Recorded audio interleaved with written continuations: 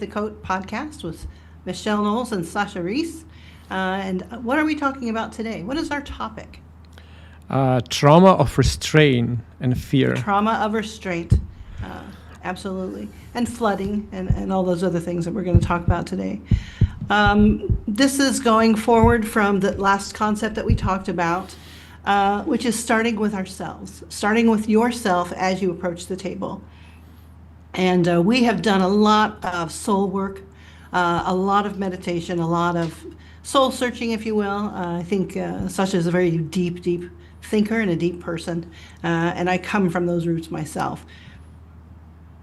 So now that we have discussed actually starting with ourselves, now that we're at the table, let's discuss a little bit about restraints in general.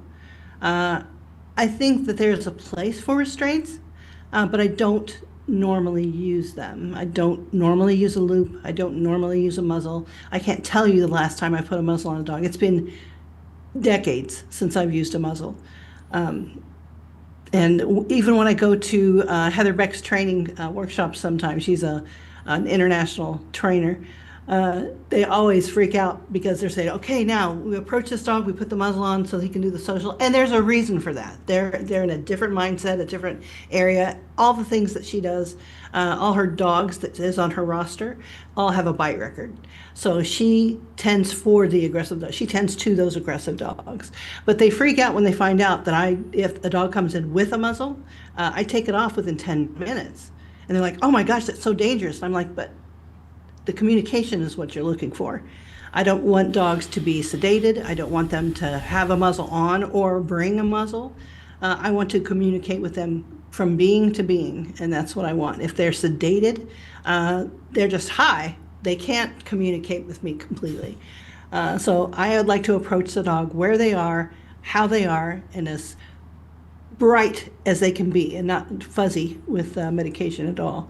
There are a lot of restraints out there. There are all types of muzzles. There's all types of contraptions. There's one where you put them in a sling and you string them up and their legs are dangling. And I think that is horrendous. So, I mean, it really is. The people that use those, I understand that you've been taught to do that. And I understand that that's where you are. But there really is a different way. There's a different way of speaking with the animal. There's a different way of being with them. And your introduction to them, even if you've met them before, has to be intensely trustful every time. It's the trust portion that you're trying to encourage. What do you think?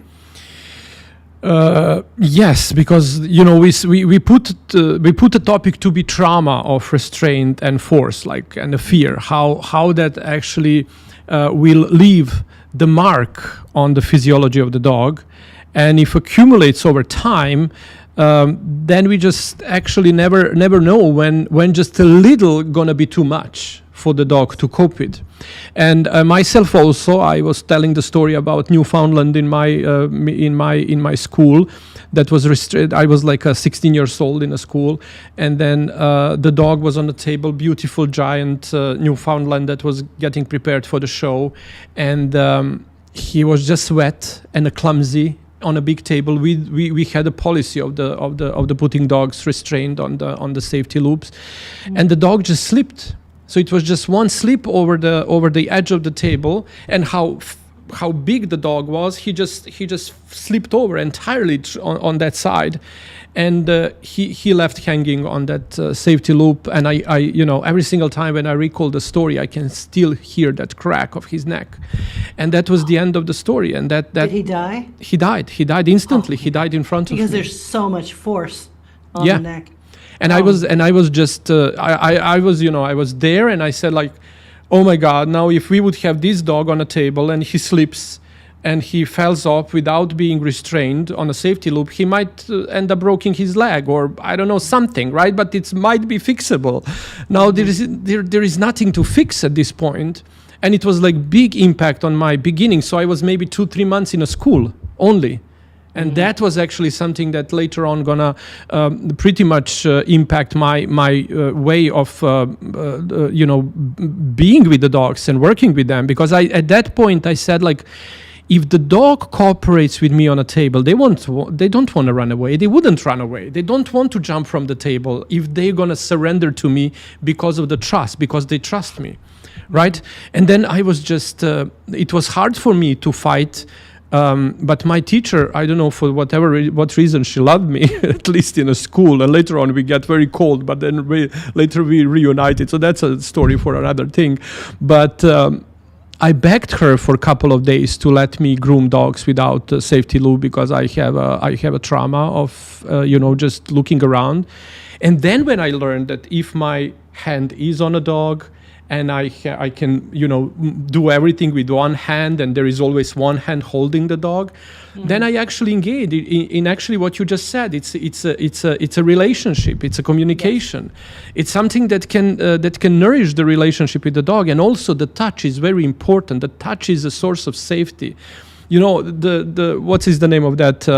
The Tellington T-touch is yes. Entire communication with the animals based on the touching them, right? Where to touch, how to press. There you go.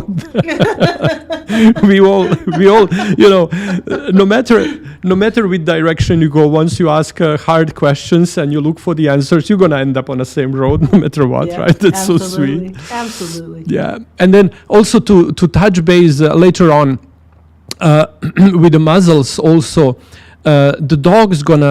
the reactive dog's gonna react. So that's first what we need to provide them in order to bite us or actually be aggressive toward us is a trigger. So if we work very carefully around that, but also that requires a presence of the groomer. We need to be fully present. No iPods in the ears. No loud music around. No talking to a colleague on the next door table. No creating loud noises and anything. So no ADHD in action. It's contrast to that. It's kind of like putting us fully focused to that particular animal and their needs. And once the animals see that attention and centeredness of ours, right, they surrender, because that's what the dog do. They're looking for the more skillful, they're looking for the secure attachment in the group. Because when we talk about the pack mentality and pack structure, it's the parents that are leaders of that yes. Structure, right? But in a group that is not packs, that is not a family, that is not genetically connected, something else is a source of the structure. The structures still do exist, but it's not the parenthood that leads the structure. It's secure attachment. And when the dogs are able to find in a dog groomer secure attached person, they're gonna surrender. They won't fight it. And that's I think our role is to understand how dogs are almost emotionally abused on a lot of levels today in this contemporary world, and way we see dogs and approach dogs, that emotional abuse that comes from wounded people owning the dogs. But that's again another story for something else to kind of like get into that dynamic. But when those dogs come to our tables and expect us to be up to our obligations as professionals, then it's ours to provide them a safety. And once they feel safe, they're gonna just love us. And oftentimes we have a better relationship with the dog than the owners would have. Sometimes I only know the owner if the dog is with them. I'll know the dog anywhere, but I'll go next door to the grocery store and see someone and they're like, "Oh, hi, oh, da da da," and I'm like, "Oh, who are you?" And they're like, "Oh no, I'm Fluffy's mama." I'm like, "Oh my God, hi, Fluffy." Fluffy's mama. I know Fluffy before I know the mama. Yeah. So but I think that we need to, more than anything, start building a bridge, not just from theory. Yes, all those things are true and all those things are correct and right. In my heart, I feel that. But how do we start training that next generation, or the generation that still is being trained or believing in those old concepts, that the thing that you hang them, and all kinds of other things that they use, forcing dogs to stand up with a belly band also, especially if they're older dogs. Your organs become so fragile and delicate when you get older. And with that, putting all that pressure, if it's a standard poodle or a Newfie or a golden, putting all that pressure on those organs, that has to be doing some kind of a damage. And maybe the dog dies 3 or 4 days later, but maybe exacerbated something that was there. So how do we transition? How do we make the bridge? Where do we start to start moving everybody in the right direction so that we cause less harm and more communication and better relationships? So what I think also, I know that you have this researcher mind, and then you are pretty much loving to read and read studies and do studies and research and things like that. But I think for every single research, the foundational beginning is to lay down the foundation of the terminology we're going to use, right? So we are talking today about a trauma of reinforcement, of restraint and force, right? But what would the definition of the trauma be, right? So how do we define trauma so we know that by definition on its own, we try to avoid it the one way or another, right? Because I think more we are aware of what can be caused by restraint and force in the grooming, professional dog grooming setting, and how the trauma is actually portrayed or experienced by the object, traumatized object, let's say the dog in our sense. And so because of that, I think it's very important that we define word trauma.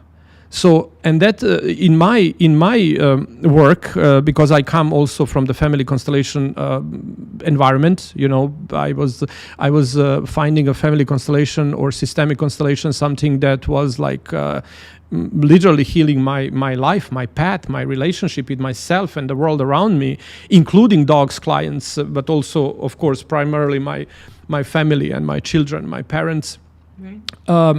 And there is like a very, and when I actually went into deep understanding of the trauma of my own, how did I end up being traumatized in a time that I don't even remember, my early childhood, and maybe oftentimes the trauma, what we experienced as a trauma that is still impacting our decisions in life is buried deep in unconsciousness. We are not even aware of if we are aware of the traumatized event, it's there and it's not affect us as much as the traumatizing events that we forgot, that we don't have any conscious relationship with, because it was buried so deep in unconsciousness, because it was so painful to experience.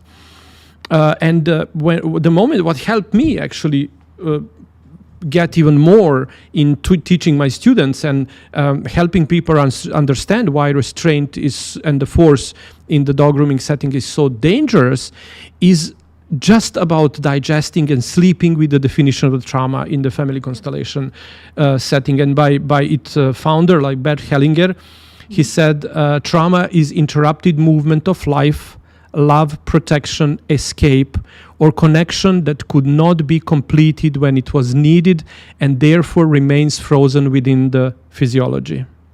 That's such a nice way to experience the definition of the trauma. And he says every single time when we want to do something and we are not allowed to do, no matter is it something that we want to do and it's not good for us. For example, my mom thought it's going to cause harm, right?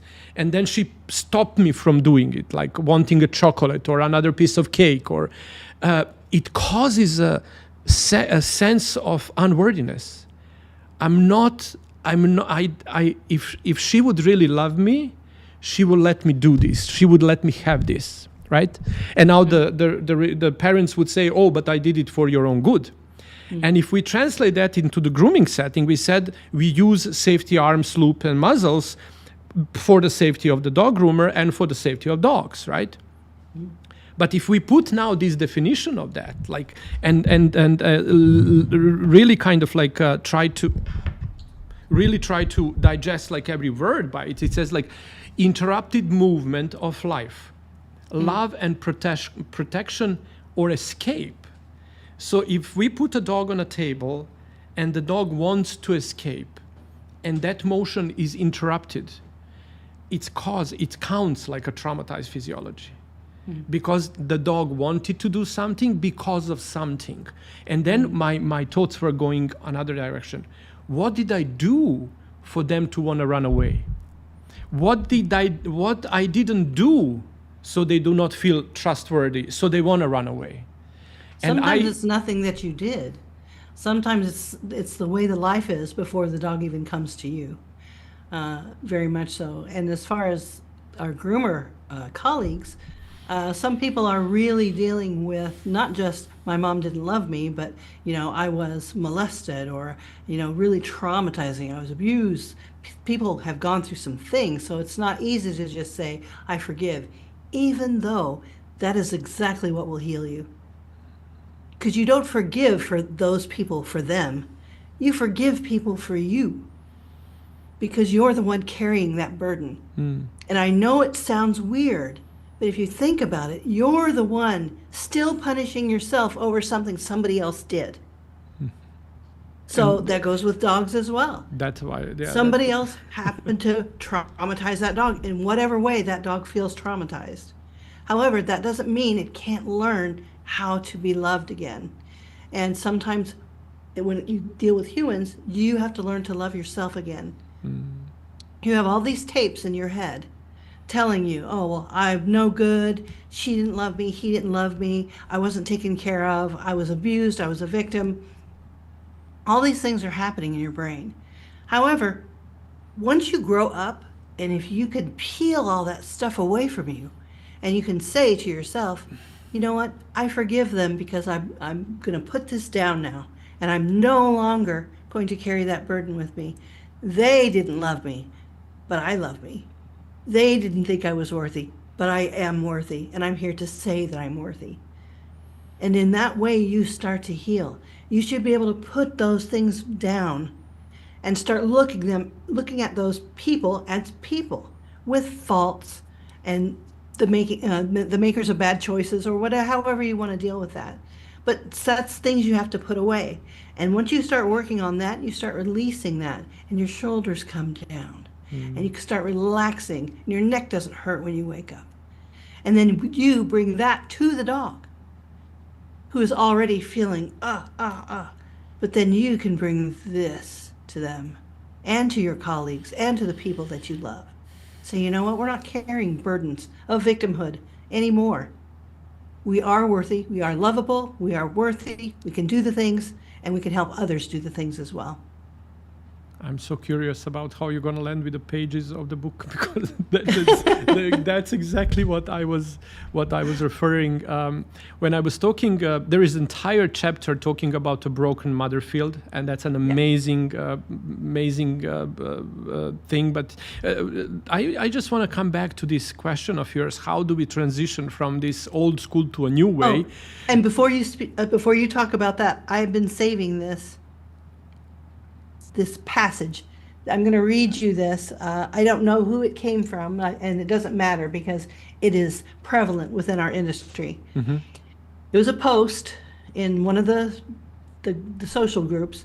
What are the best gloves to use for a puppy that bites and snaps while grooming? I know that turning them away is an option, but I like to try everything I can before I do that. Please show me your recommendation. So her first question was to ask what the best gloves were, not the best technique, or how can I calm myself down, or how do I use this. So this is somebody that may be fairly new to the grooming world, and that's all she knows, or he knows, I don't know who it is, maybe to ask, what gloves do I use so I can just go and do my thing and not get hurt by the puppy.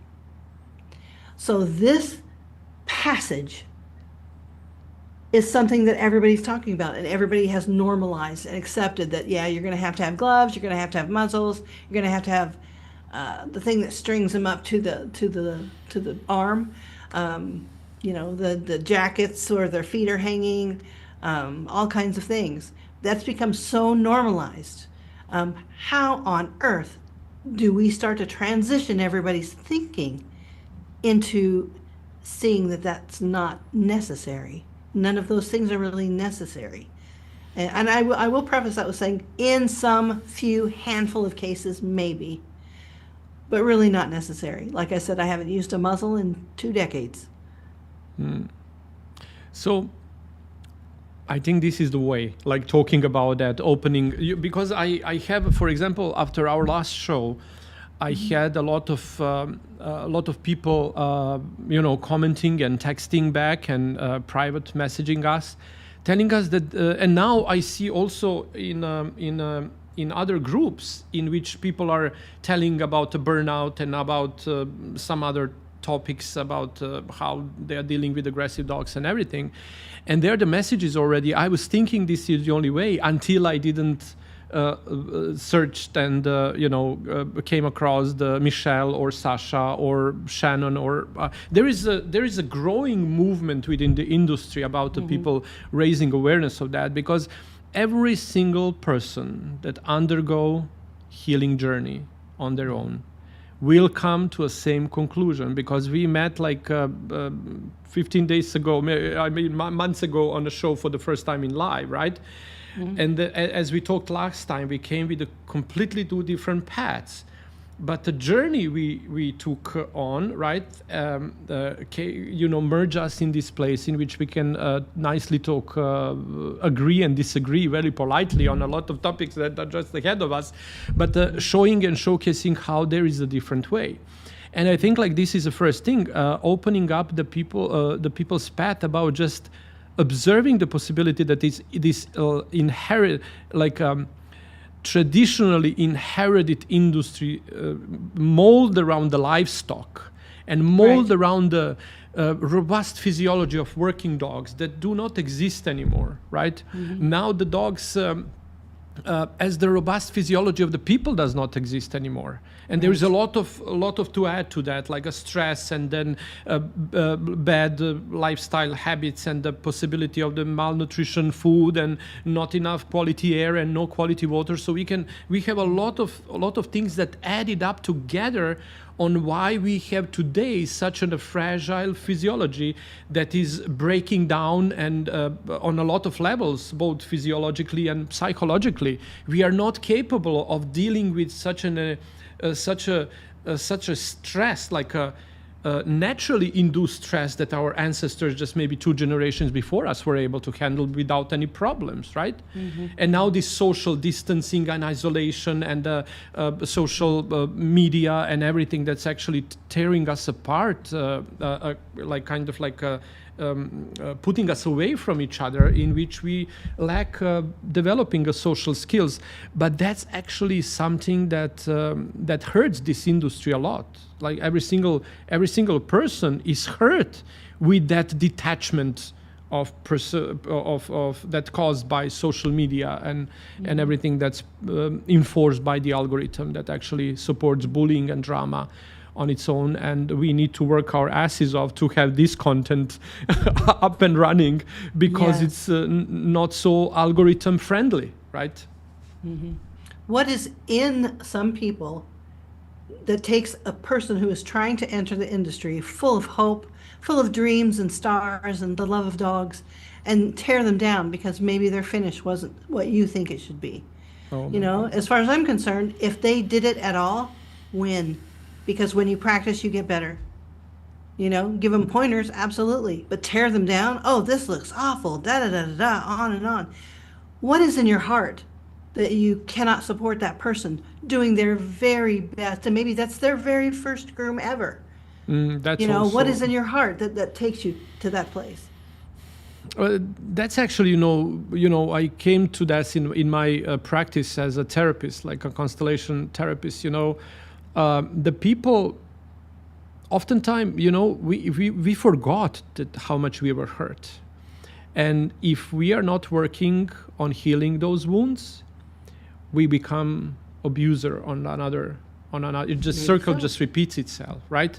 And all of those people that are expressing the rage and find criticism in everything, and start every comment with "this is BS," right? So there is no even polite way of communication, are actually raised in that environment. They don't know better. They don't know difference, right? And they never questioned that. They never said that, oh my God, maybe I was put on this path, so I become grumpy in my 25 years, and now I'm now going out there on the social media and doing to someone the same very thing that I was be done by my parents or the classmates in a school. I was bullying, And the only way that I can connect with the love is through bullying, because that's what I experienced as a source of love. Because the people that, you know, brought me to this world, my parents, wouldn't do anything that's not love. So no matter how harmful that was,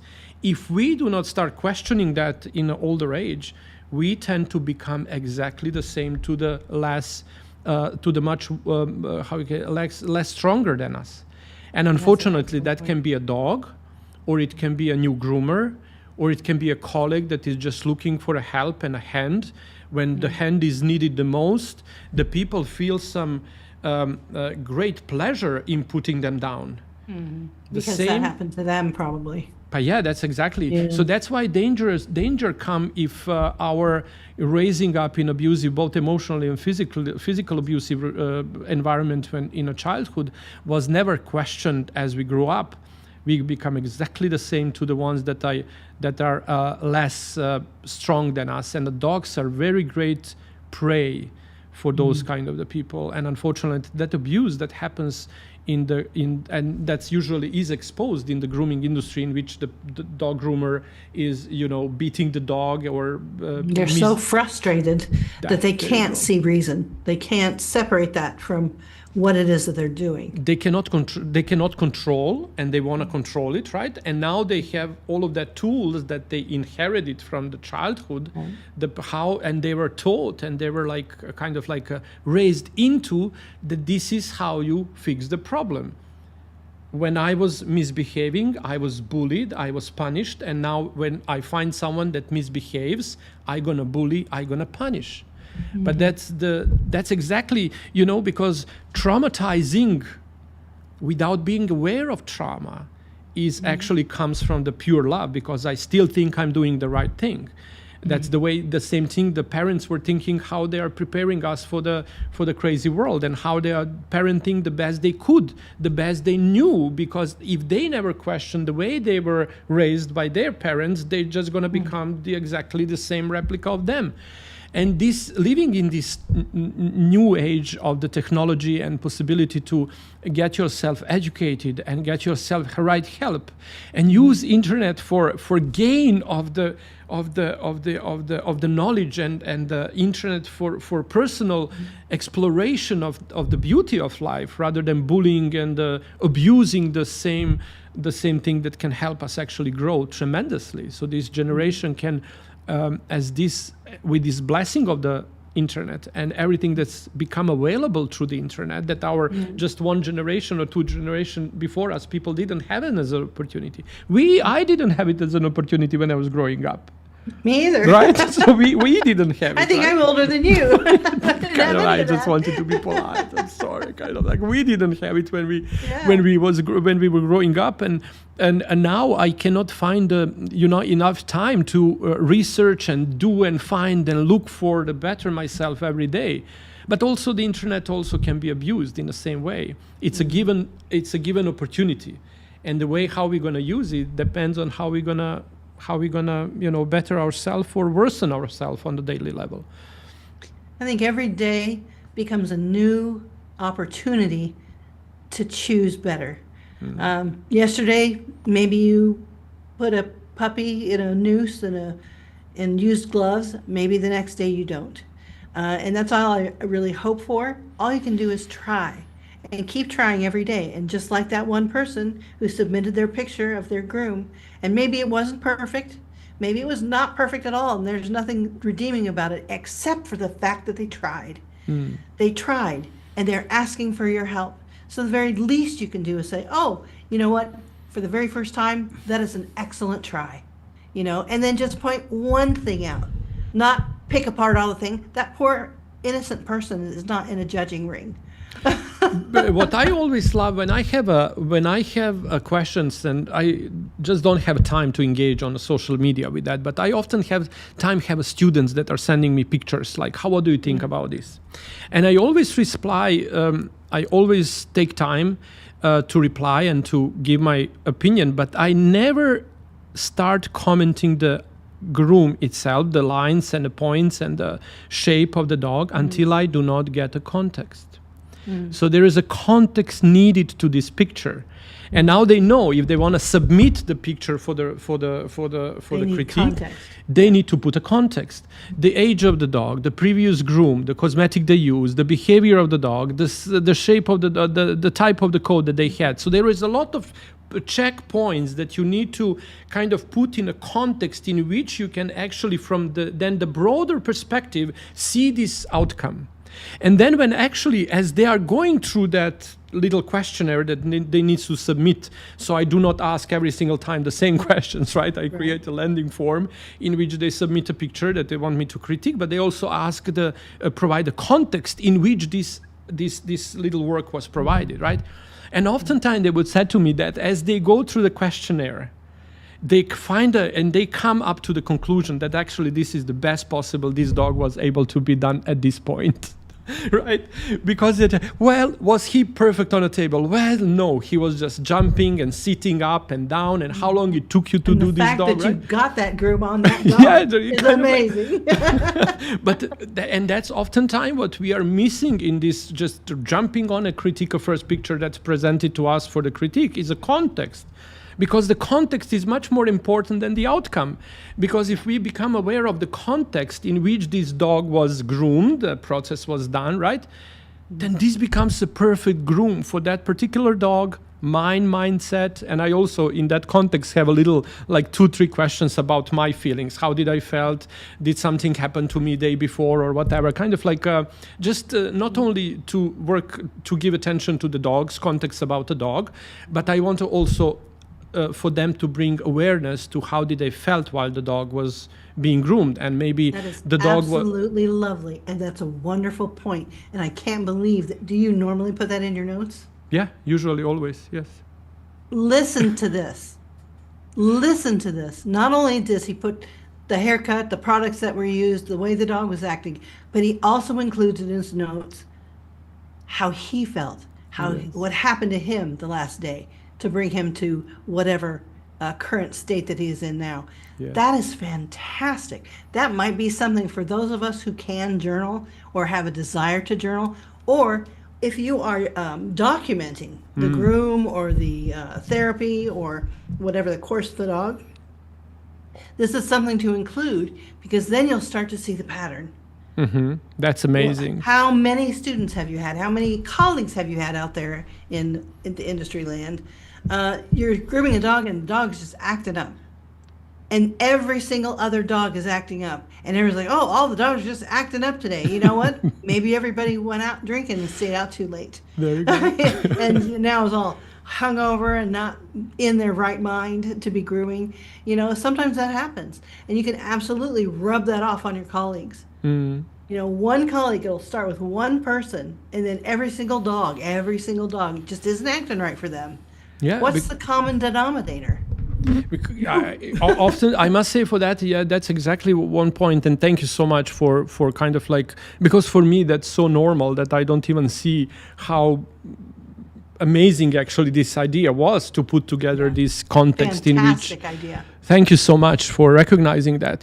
But also what we also need to be aware, because of the dogs have such a high neuroplasticity, and they are learning pretty much, and that's why I love this new approach that actually we slowly are building in, and I try to expose this way of building a new perception to the less no sensory triggering environment and no trauma in the grooming context, is actually the latent learning. So necessarily not your dog need to act weirdly, but maybe just across the table there was another dog in this setting in which you have like 5 or 10 grooming tables in one room, and now you have 5-10 different people grooming 5-10 different dogs. And for those who don't know, Sasha teaches, and everybody gets a room. So there's nobody to interrupt each other. So yeah, we have like we have like little that's I actually combined the mobile grooming and the stationary world into one. So there is a little suites in which you go, and one groomer with one dog is actually occupying one suite, and then the dogs don't see each other, the groomers don't see each other, no one is talking. You can focus. Everything tried to be very much focused, And that's actually a great point, because oftentimes I see the people, what they are struggling with the most would be, for example, if I can take out one common question out of my majority of the students on a beginning. I must say that as they go through this, actually providing me the context of the picture is actually self-journaling. So until they are writing down the questions to those answers to those questions, they're actually becoming aware. Why did I ask? And then on the beginning, they're like very mindful about that. And later on, they are coming already. Okay, look what I did, but I'm aware of this, and this. And next time I'm gonna improve here on the behavior, and I'm gonna taking this dog first in day or last in day, or I'm gonna make this dog a little more time for him, so I don't have dog before or after, so I can fully focus on these dogs. So now I already get the kind of recommendations how they're gonna fix the problem next time. But the majority of the people are actually concerned about their teddy bear faces, right? So how do I make this teddy bear face? The standard in the industry, and my question to them was always like, when did you do the face? First or last? Did you do entire dog and then started on a face, or you did a face and then did the entire dog? Because I learned in my show world that on a Bichon head and on a poodle top knot and everything, you do that first, because that is a signature of the trim. The Bichon head is a signature of the trim. The top knot is a signature of the trim. So all the proportion comes from the finished From head. that. So if I want that part to be dominant in my style, I'm gonna do that first. And then I would bring everything else to that, right? But usually how we are trained is to start from back towards the front, and the head ends up being done on the end. And now if you have a Bichon for the show, or if you have a poodle with a top knot, now if you are not mindful too much, right, you might end up need to groom entire dog again, because there is too much coat on the head, or too little coat on the head. So now where you go from there? You need to But spend. I'm going to propose that both are right. Which I will ones? propose that starting from the back and starting from the head. I'm going to propose that that is correct, depending on what your end game result is. If you are looking for proportion because you're going to exhibition or you're going to show, I think that would be that's an excellent reason to start with the head. However, if you're working with elderly dogs, frightened dogs, recovering dogs, sometimes it's best to do the back, because then they can sit down and you can work on the rest. So I mean, they're both correct. No, I completely agree with you, because that's always, again, we need the context. Which part we're gonna go depend on the context. But when we are talking about why do I find through this questionnaire and working with my students that the majority of them has a problem with the teddy bear face, is because they end up doing it on the end, and they already worked through the entire dog. And they, did everything, and they left the head for the end. And not only to finish the head on the end, they left entire head for the end. And now the dog maybe doesn't have enough patience. The people are now getting frustrated because they don't know what to do, and they don't know where to go. And now everything, all the assets that were there on the beginning of the grooming are vanished on the end of the grooming. And when we switched this, and I said, if you don't have a practical, if you have a problem with and I would agree with you, context in which the dogs are older, always do everything you can and kind of like let them lay down and sleep on a table and then focus on the head last. But if you are having the dogs that are very that you have a time frame in which you need to finish them, because they are ADHD again as well, and they cannot sit on the table more than, I don't know, X amount of time, then do the things, eat the biggest frog first. do what you are struggling the most first. Give to that enough time, and then suddenly everything else blends, because some dogs need that touch of the face contact first, so they can trust you by the end. They can let because sometimes if we start from the face, the dog reacts completely differently by the end of the groom. And they are actually, I oftentimes find that like very interesting, in which when I did these Bichons and everything, I would do all of these coats, up, and then I would just, let them a little thing to sleep, and they would fall asleep standing. I would hold them, by their little butt, and I would like move everything up and bring everything to a top knot, and that's where also the not the time frame, but how you say that, step by step. So where do you start and where do you finish can also determine a stress level. And once the people are starting changing the direction, and again, if you work with the dog in this trauma-aware sense, in which you stop working with the dog when it starts feeling uncomfortable, and then you move to another part of the dog, right? Just if they don't let you do the front leg, do not force them into, no, I'm the boss, I'm gonna show you who's the boss, and the dog pulls the leg and you are just pulling it back.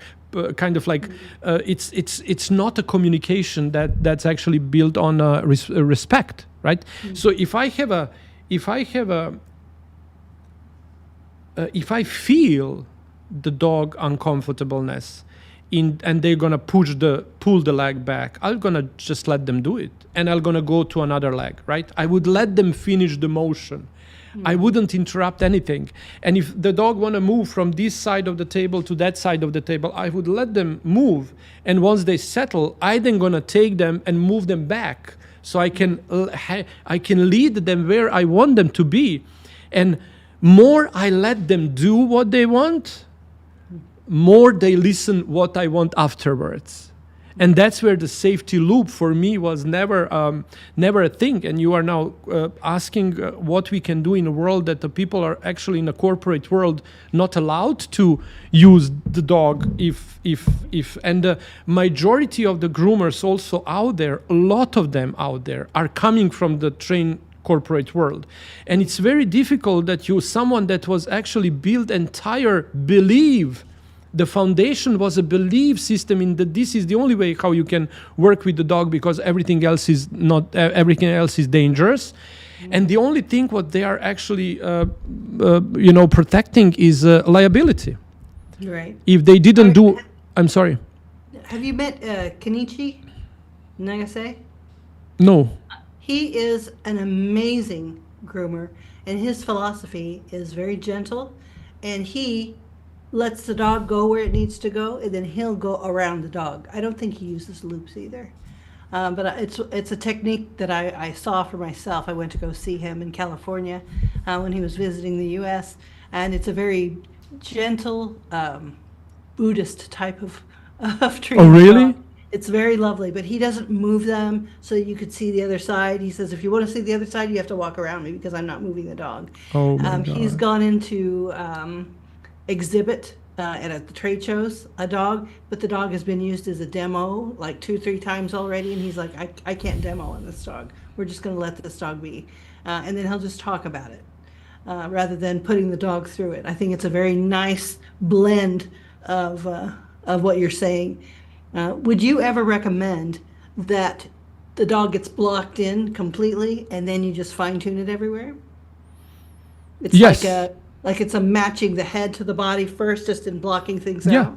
Yeah, and because that's what I would do. Usually, my way of doing things is actually, get rid of all the excess coat and shaping the body before it goes to the before it goes to bath. Mm-hmm. And I never, ever. I must say, like oftentimes I hear, do not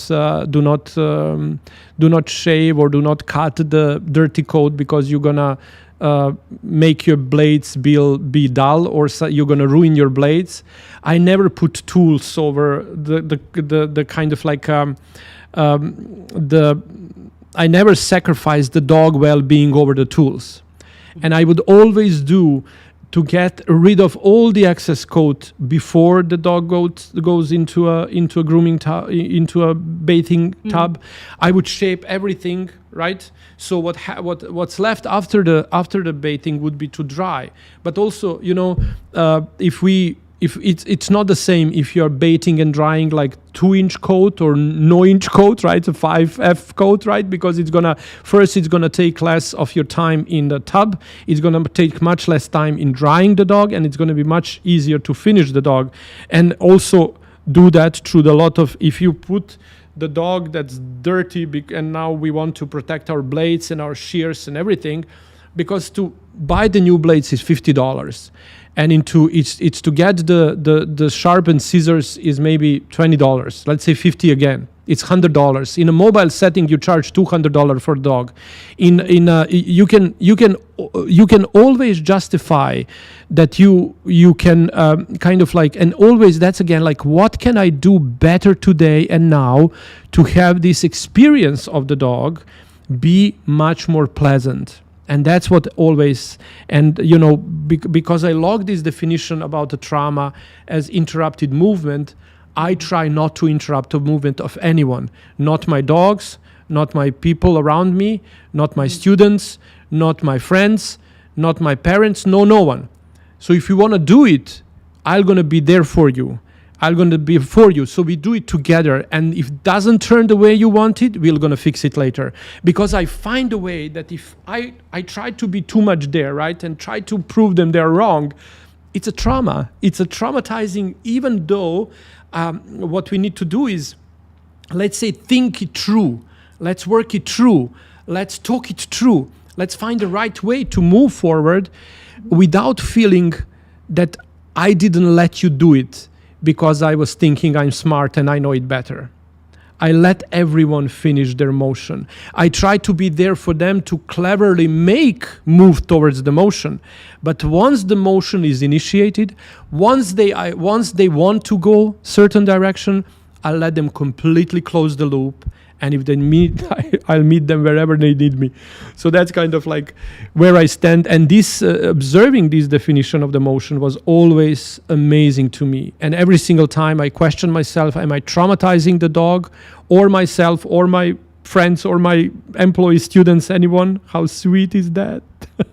I love that picture with you. She's old now, but she's the one that was the model next to your shampoo. Oh, really? Yeah, this is the dog. Little gorgeous. Thank you so much. Look at her face. Hi, See Boo. how she has half gray? Hi, she has a little Boo. mask. It's so sweet. What's her name? Very sweet. Tessa. Tess? Tessa, uh-huh. Tessa, such a sweet name and such a sweet dog. Yeah, Thank you so much for bringing her in. So, and that's exactly for if the dog wants to jump on you, right? Or if the dog wants to come, let them come. And just give them and then put them down.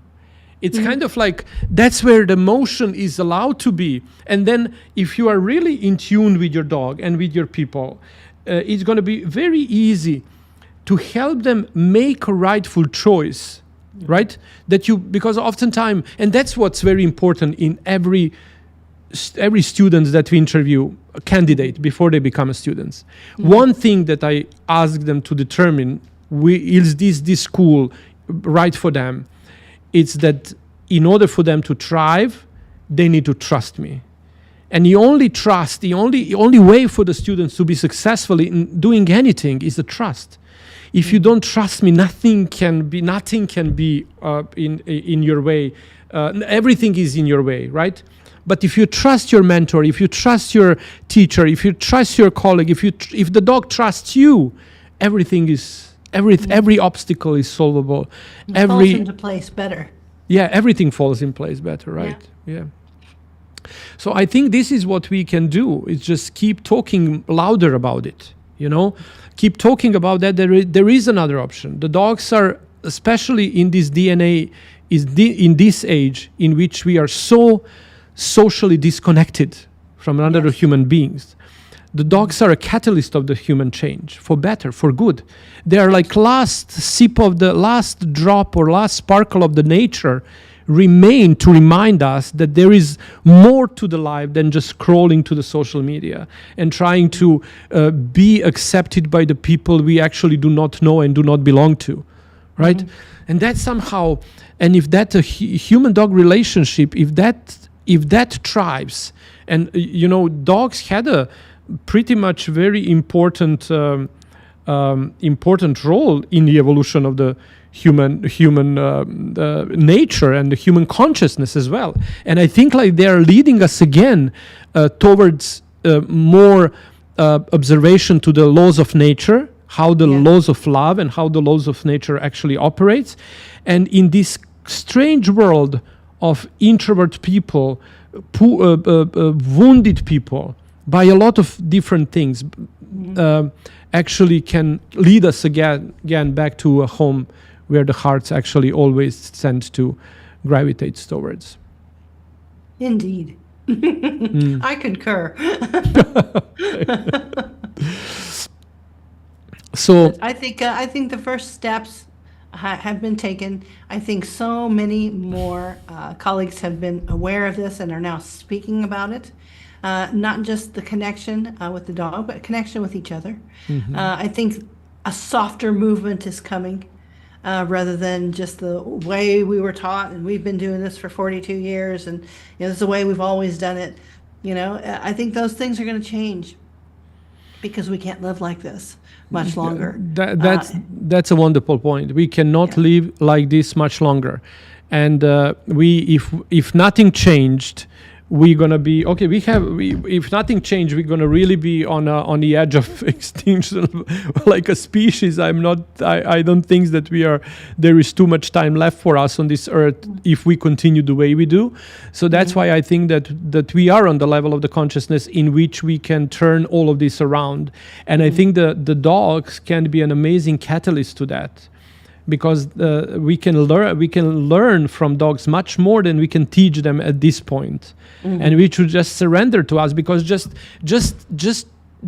deciding to put a loop aside, and okay, what do I? That's also very important thing that you might put up on the beginning, and I just kind of like now got inspired to share it, because it's the first step. For example, if someone decides tomorrow to kind of like, how can I transition from doing on dogs on a safety loop without doing them on a safety loop? The wall is pretty much a very good helper, right? Instead of having a table in front of the room or in the middle of the room, put a table next to a wall. And now you have like wall on one side, yourself on the other side, and two little places in which you can put something else to prevent the dog from moving either direction. And there you have already like kind of like blocked the space. But again, for the dog now, but that's again the double-edged sword, because now the dog can feel that it's pushed in a corner and there is not much to kind of like go for, rather than to attack you. So that's also kind of like very contextual need of how this can work on dogs or not. But then you need to rely on instinct of yours and the gut feeling. But it also comes with a spiritual journey that you, as a dog groomer, must initiate a journey towards it. It's a healing that actually needs to happen in the individual, and that's gonna raise the consciousness of which outcome gonna be. Now I trust myself, and I can ask others to trust me, and that's where everything shifts and change. I always give people a little homework assignment, especially when it comes to communication and working with dogs. Most everybody who works with dogs has dogs at their home. Most everybody. Go home and communicate with your dog without any words for at least an hour a night for 3 nights. Oh my God, I love that. If you start doing that, you absolutely. So the buttons. This is where the buttons get me, where they want to teach the dog English or whatever language they speak, because they want it to speak the human language. Why are you making such an intelligent animal stupid? Yes. By making it say less. The dog is already communicating to you like big capital letters all the time with their pips, with the way they look or the way they don't look, the way their body moves, the way their hair moves. Everything is a language, and you can feel it and you can see it. I have never trained this little dog that you just saw. I've never trained her to do anything. She can walk with me up and down the street with no leash and stay right at heel. I've never taught her heel.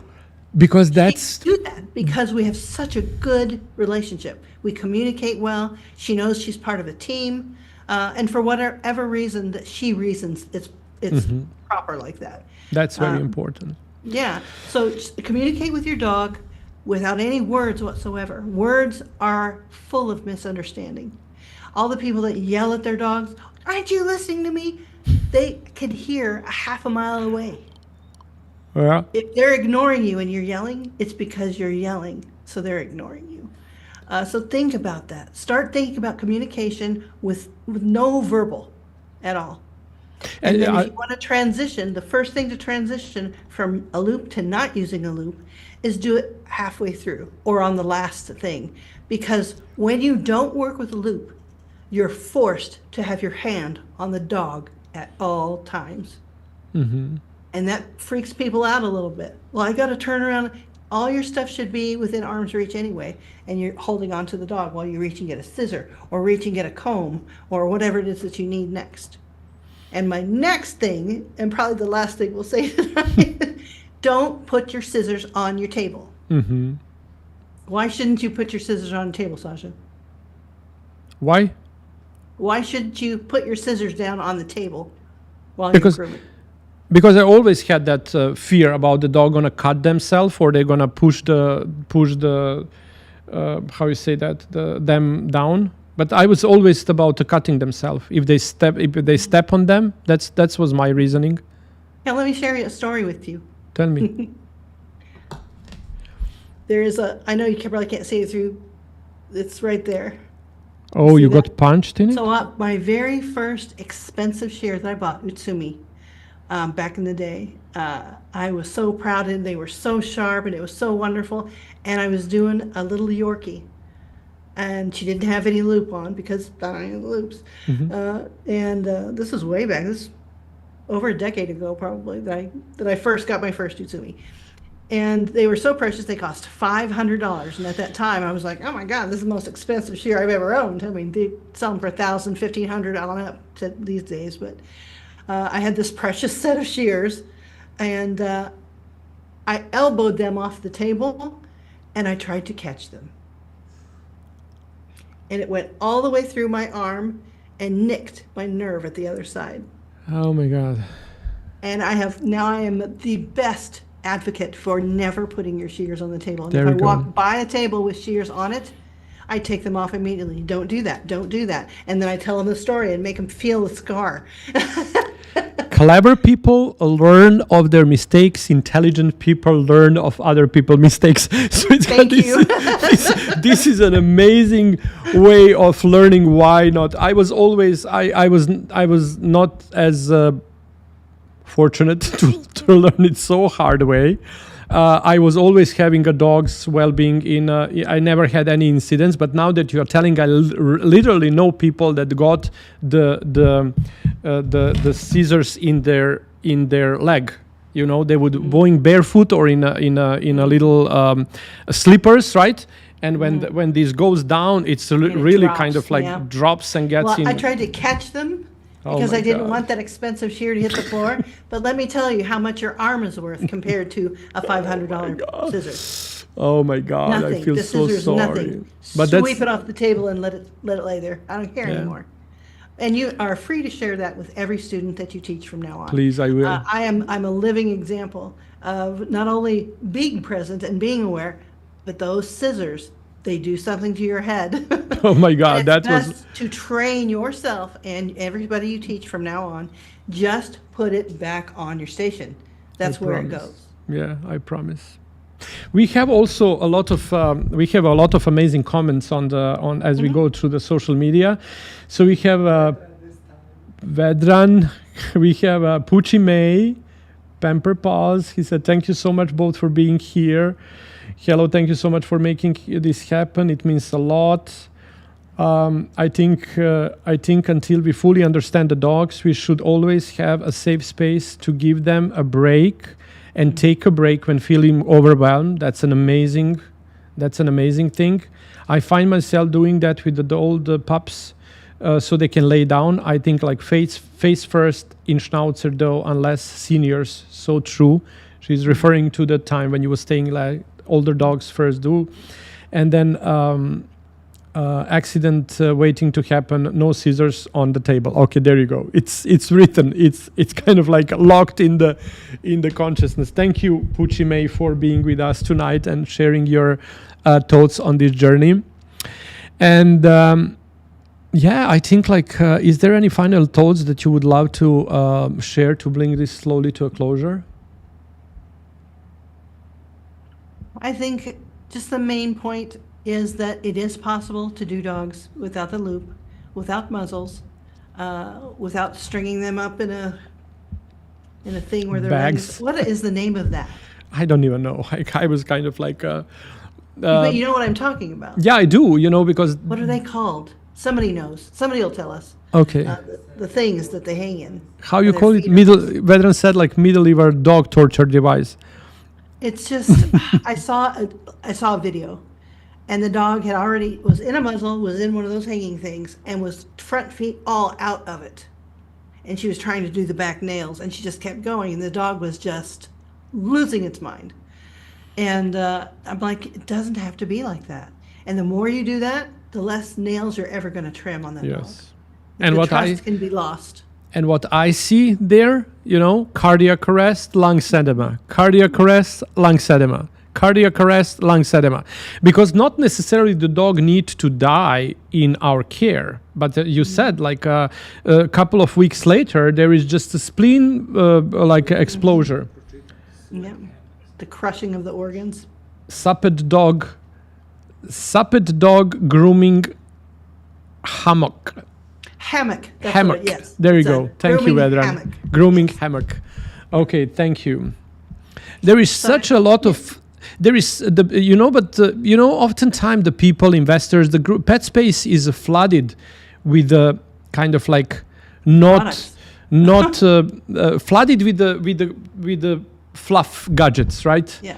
Because do we need something to help dogs?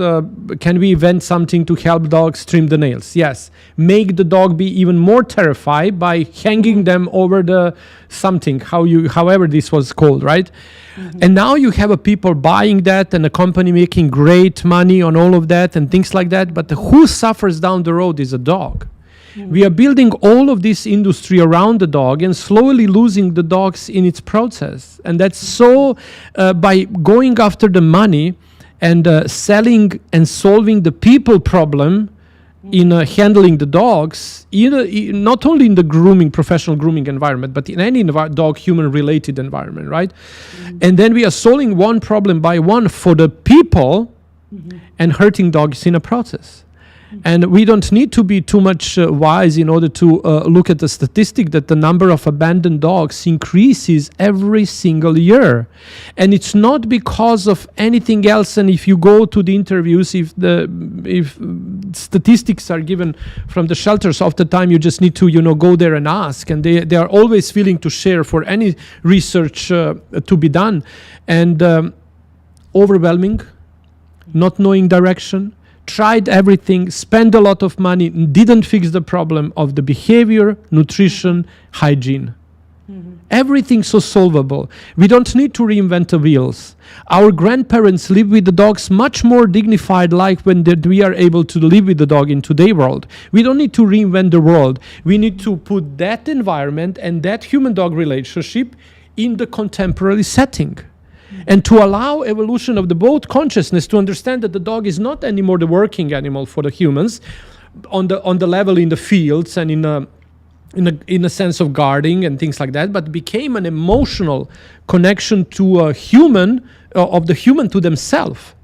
And that's, I think, like in both physiologically and psychologically, that's much more dangerous zone that we approach in a human-dog relationship. And that's why the dogs suffer so much in this world today with us.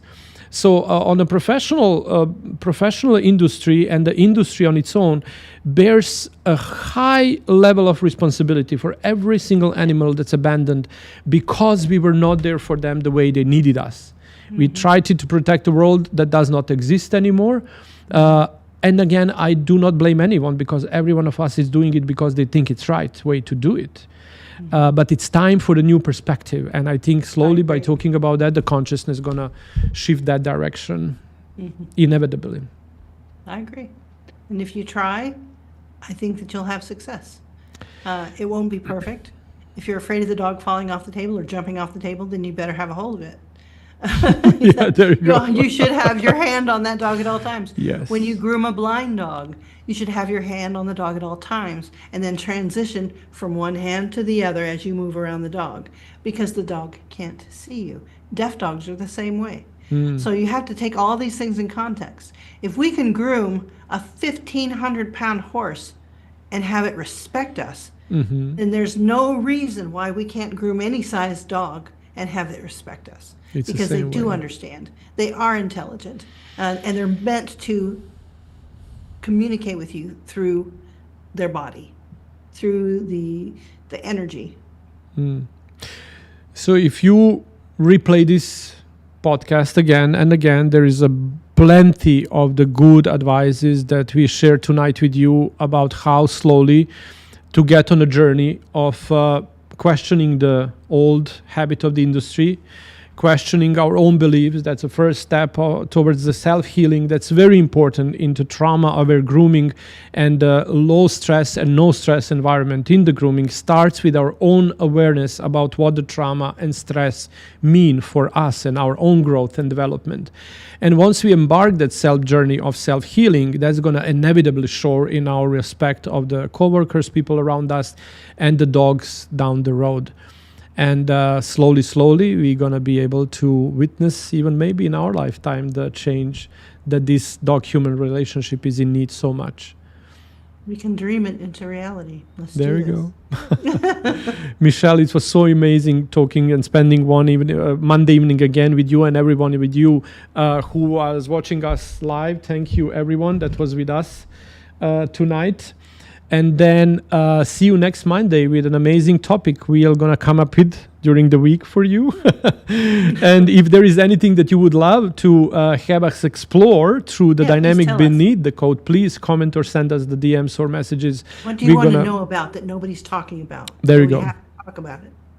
There you go. Okay. So until we meet next time on the Sasha Riess official YouTube for live stream on Mondays, 6 p.m.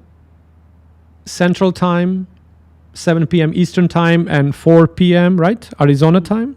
Or just look it up. Whatever Arizona is, that's what time it is. Arizona time. We wish you nothing but the best. See you. Absolutely.